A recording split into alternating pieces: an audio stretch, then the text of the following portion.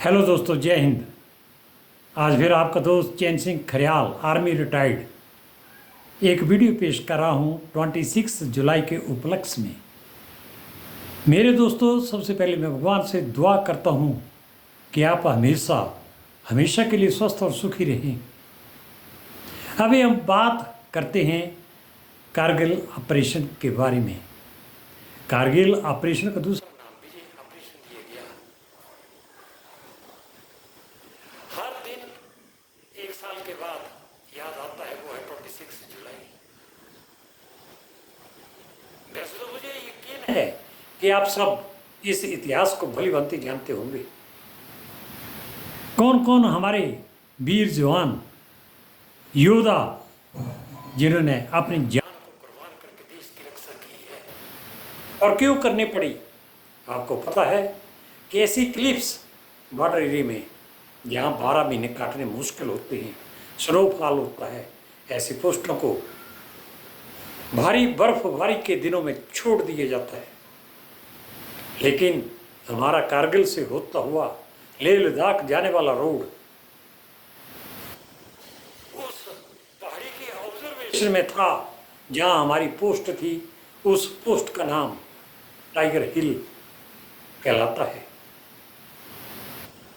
जब बर्फबारी के दिनों में पोस्ट खाली थी तो पाक आर्मी के जवानों ने अंडर प्लानिंग इस पोस्ट के ऊपर कब्जा कर लिया। और जब ये खबर भारत के सैनिकों को बकरवाल के जरिए मिली तो इसके ऊपर एक्शन किया गया। बड़ी हैरानी की बात है, लेकिन हमारी प्लानिंग, हमारी मजबूत आर्मी, हमारे मजबूत हथियार हमेशा हमेशा अपने देश की सुरक्षा करने के लिए तत्पर हैं। चाहे 47 का युद्ध हो, 65 का हो, 71 का हो, लेकिन इन सब में सबसे खतरनाक युद्ध कारगिल ऑपरेशन था। जरा ध्यान दीजिए, अगर यहाँ पाक आर्मी अपना कब्जा परमानेंट जमा लेती और हमारा ले जाने वाला रास्ता कट हो जाता तो हमारा लेह लद्दाख तो उनके अंडर चला जाता। लेकिन हमारे बड़े बड़े आर्मी के ऑफिसर अच्छी तरह से टैलेंट हैं, उनकी प्लानिंग हमेशा कामयाब होती है। इस पहाड़ी को वापस लेने के लिए कितना प्रयास करना पड़ा। उस वक्त के हमारे प्रधानमंत्री अटल बिहारी वाजपेयी जी थे, जिन्होंने बड़ी तकनीक से आर्मी के साथ मिल करके इस कारगिल ऑपरेशन को दोबारा जीत के हवाले किया। दोस्तों, कहना तो आसान होता है देशभक्ति देशभक्त, लेकिन देशभक्ति और देशभक्त आसान नहीं है। देशभक्त ये आर्मी ही हो सकती है। क्यों?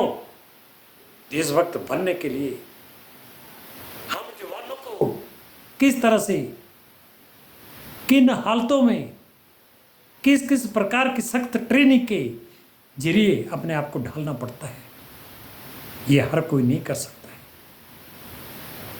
जब कहीं भी बार की बारी हो, युद्ध होने वाला हो, तो हम सब सैनिक आपस में परिवार होता है। सब कुछ भूल करके हम अपने देश को दुश्मन के हाथों में एक भी इंच जमीन ना जाने देने से रोकने के लिए अपनी आंच जमाए रखते हैं।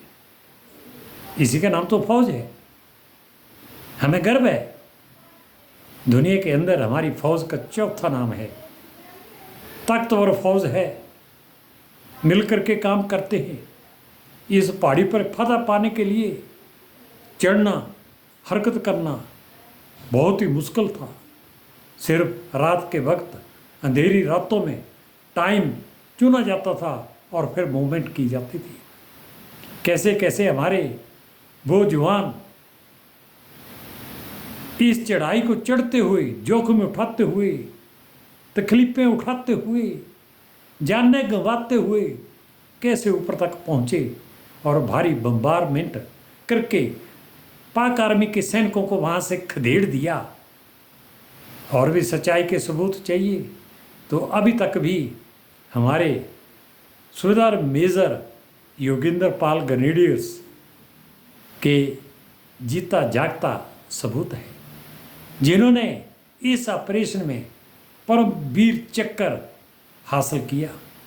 इनकी बाजू में 17 गोलियां उसी ऑपरेशन में लगी थी और ये पाक आर्मी वालों ने इन्हें मृत समझ के छोड़ दिया और इन्होंने कैसे रिएक्ट करके उनको खदेड़ा।